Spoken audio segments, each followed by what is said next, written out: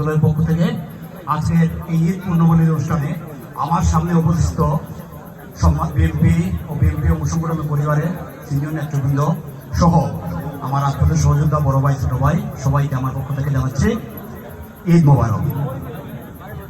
আজকে আসলে আমাদের খুবই আনন্দের দিন, খুশির দিন।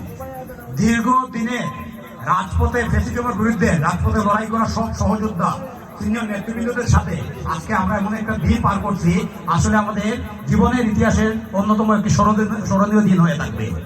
আমি বাংলাদেশ জাতীয়তাবাদী ছাত্র দলের রাজপথের সক্রিয় কর্মী, ক্ষুদ্র কর্মী। আমি আজকের এই দিন প্রথমেই স্মরণ করছি এই ফ্যাসিস্ট হাসিনাকে উৎখাতের জন্য রাজপথে যারা রক্তের বন্যা হয়ে এই ফ্যাসিবাদের উচ্ছেদ করেছে সেই ছাত্র জনতা সহ দীর্ঘদিন রাজপথে আমরা যারা লড়াই করে যাদেরকে আমরা হারিয়েছি, যারা আজও অনেকে বন্ধুত্ব বরণ করে আছেন, যাদের পরিবার আজও দুর্বিশ্ব তাদের সন্তানকে হারিয়ে তার দুঃস্থ জীবনযাপন করছে, আমরা তাদের প্রতি আমরা স্মরণ রাখছি। এই সিলেটে